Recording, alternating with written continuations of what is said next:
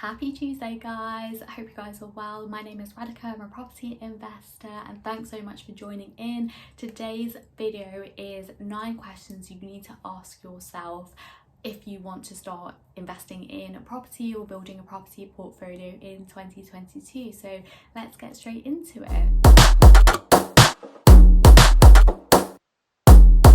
So the first one is just understanding what your goals are in property, and this can be very broad or very specific in what you want, but initially you want to decide, do you want to keep this as a side hustle? Do you want to keep this and quit your job and replace your income?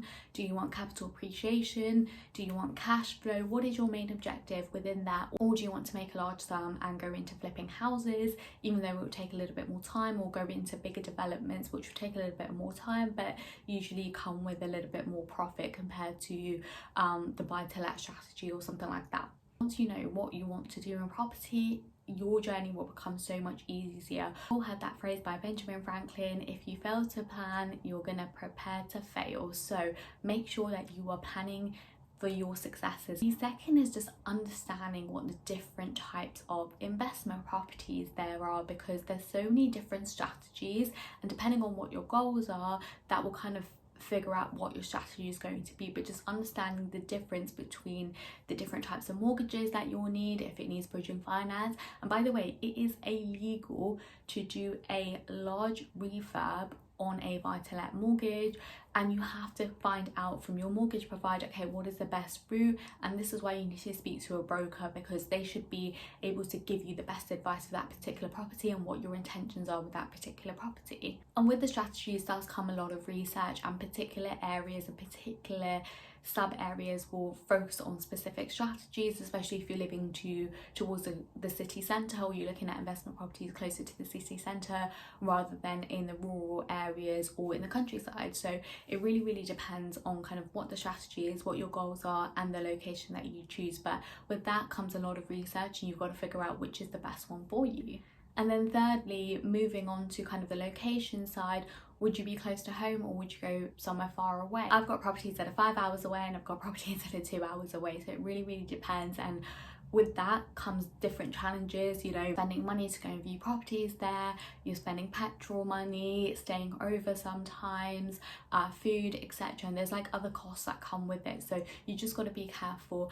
And when you're going there, it's quite a bit of planning that you need to go if you're going to go further away from. Just make sure that you're best preparing yourself and what's going to be the easiest route for you, whether it's close to home or going away from your house. Number 4, you want to find out how much resource that you have in terms of the money that you want to invest in property. How much do you want to put in forwards, and how much do you need to go and raise, or how much mortgage can you get for a particular property? So always speak to a broker to see, okay, what is the maximum that you'll get, especially if it's your first time investing. It's completely different to someone that has been investing for a number of years and has a number of properties under their portfolio. So this really is a broker question, so go and speak to a broker who has access to all of the market, but just understand what type of lending there are. And then you want to go and speak to friends and families. Is there anyone that can help you? Can you find private investors, and how much money can you put in as well? You also want to find out in terms of what are the monthly costs going to be if you were to work out the return on investment on that particular property, and what the cash flow is going to be in terms of pure profit. How much is the mortgage going to cost? What is the rental within that? Bills, electricity. Are you going to be paying for bills? So in a typical HMO, you'll probably be paying for bills. In a buy-to-let, you probably wouldn't. How much is the insurance going to cost you? Maintenance is something that's so overlooked. Like, so many things go into maintenance, whether you need to get a contractor out or someone moves out of the property and they've left it in a disgusting state. Yes, there's deposits and stuff like that, but you just never know when you're going to need that maintenance pot, so make sure you're going to put something toward that maintenance pot as well. And also, when you're looking at costs and things like that, you want to speak to your accountant to see how to best structure it and what's going to be the most tax efficient way. I'm not an accountant, I can't give any tax advice or anything like that because it is specific to you, and I'm not qualified anyway, but go and speak to an accountant to see how to best set it up for you.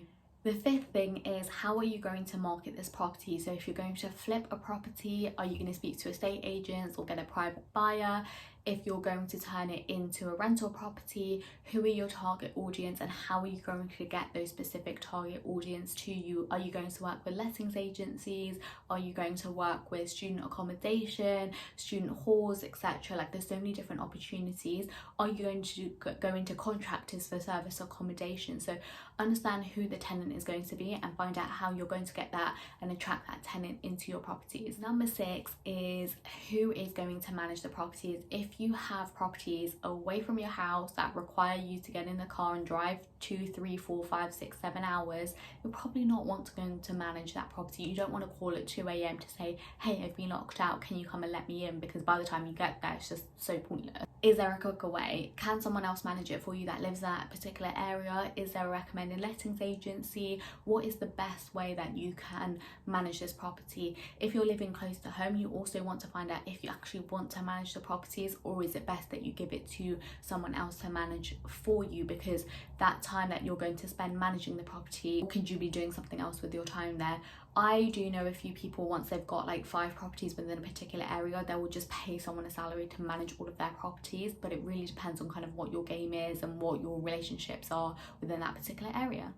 Number 8 is maintaining the property. So every property and every lettings agency that I've worked with has their own mini power team. So if someone needs to go out, like a locksmith, they've got a locksmith going out, they've got a contractor, they've got someone, if there's a leak in the house, if there's Wi-Fi issues or something like that, there's always someone involved within that. They have those relationships, I don't need to worry about them.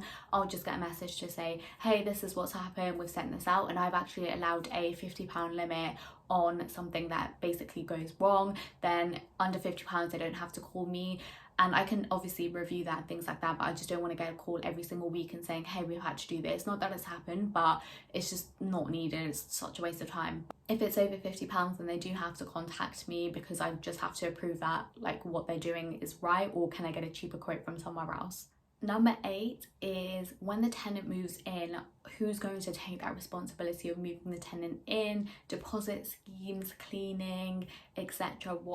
And the information that you're going to collect, because you have to register with the ICO, which is the Information Commissioner's Office. So you have to register with them before taking any details. You have to comply by GDPR, etc. There's so many things that go behind it, and when you're doing your checks with that person, there's certain regulations that you have to go through, and then that deposit needs to go into a deposit scheme. You can't just keep that pot of money anymore. Things have changed, so make sure that you're registered with those regulators and that you're actually compliant to take that information and move someone in.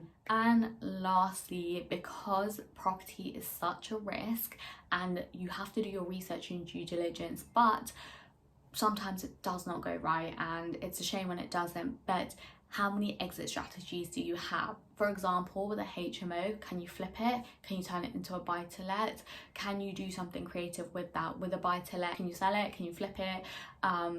There's so many different strategies that you can do, but always have 2 exit strategies at least. So I particularly say 3, like what are 3 exit strategies? So 1 would be refinance, 2, can we flip it? Thirdly, can we turn it into a buy-to-let or turn it into flats or something to help us? Or can we even go to the council for social housing or something like that? Like, what creative strategies do we have within that? Because sometimes it doesn't go right, and it's a shame when it doesn't, but there's a lot of money to be lost if it does not go right. I hope you guys enjoyed that. Please make sure that you are planning for success and making sure that you're planning and understanding everything to do with property investment. I know it seems a lot, but once you get your head around it and going through your first properties and running the numbers, etc., life becomes so much easier once you get that one under your belt. But not to say that you're going to rush it or anything, but just making sure that you're taking the right steps to making sure that you're going to be as successful as you can. Have a great Tuesday. If you did see value from this video, please hit the like button and please subscribe to this channel for more property content. Have a great Tuesday, and I'll see you guys next week.